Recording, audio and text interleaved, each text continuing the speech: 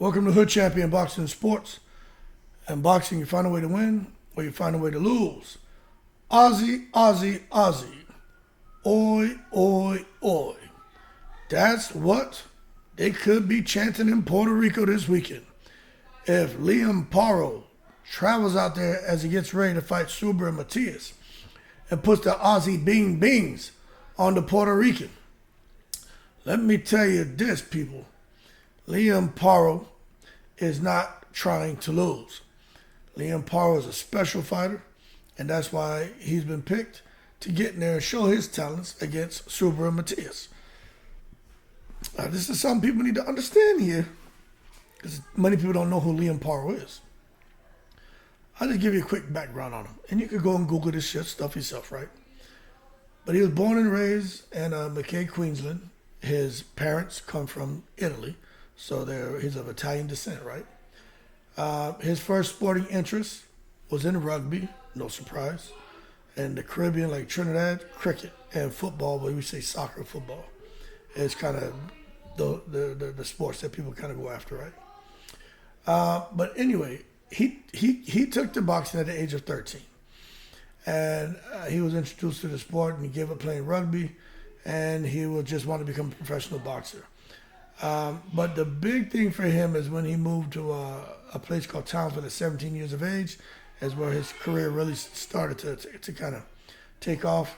But anyway, he got a big opportunity where he got to fight on the Jake Paul, Tyron Woodley 2 undercard. Where there, and this is what's kind of unique about it, he had a victory over an undefeated Puerto Rican fighter named Yomar Alamo. It was split decision, but he got the victory. Now, when you start talking about Paro and what Paro brings to the table, right? Some people say, well, who is he? And Subriel Matias is going to just run through this guy. I say, hold your horses and let's not take it to the stupid. Now, you take a look at Paro. He's been out here fighting people, 24 wins, 15 KOs. He's undefeated, 62% KO ratio, 5.5, 71-inch reach. Pretty similar dimensions as Subriel and Matias. The big difference between Paro and Matias is, let's scroll up, is this right here. 100% KO ratio, 5'8", 71, so they're about the same. Now, I want to point something else out to you when you look at Paro, right? When you look at Paro, let's scroll down here because I want y'all to understand something. When you take a look at the opponents he faced, like he just fought Montana Love. That was probably the biggest name on his resume, and he did the business within six rounds, got him out of there. But when you look at his opponents' records, Montana Love was 18-1, then Brock Jarvis on down 20-0, 20-0, 12-1, 22-4, 17-0, 11-1, 11-0, 22-5, 22-1, 11-0. So that's pretty impressive, right? Because what that tells me is that he's been stepping up in competition with every fight. Now, when you come and look at the Puerto Rican sensation, Subriel and Matias, right? And you come down, and let's just go on down here and you take a look at the opponents he's faced. He got Dadashev, who was 13-0, then Enis was 24-12, then Ananya 14-2. Then you had Hawkins 18-0, Jukambayev 18-0, Ananyan 16-2, Nicholas Ponce 30-0. Then he fought Ergashev 23-0. And now he's fighting Paro, who's undefeated. So when you look at those records, it kind of gives me the feeling that maybe Subriel Matias has fought the better opposition, and Subriel Matias has been able to have his way with those guys. But when it comes to Mr. Aussie, oi, oi, oi, I'm telling y'all right now, do not count him out as he gets ready to compete for that IBF strap. And I'm gonna tell you right now, I have a weird feeling, man, that Paro is going to, I don't know if he's going to upset the apple cart, but he's going to earn another huge opportunity. He may even beat Matias. But the problem with with Paro, I seen him in some fights, like he's comfortable anywhere in that ring, in particular off those ropes. And if he can't hit Matias with something early to get the Puerto Ricans respect, I'm telling y'all, he may find himself, on the back foot the whole night. because the power is real with Subriel and Matias. And Ergashev has some power, but he don't have Subriel and Matias power. But we're going to see. But again, played rugby, decided to turn to boxing at 13. It was a passion, wanted to turn pro, and he's given it his all since he's turned pro.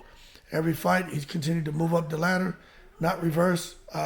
Nobody saw that coming when he blasted Montana Love out, not even Eddie Hearn.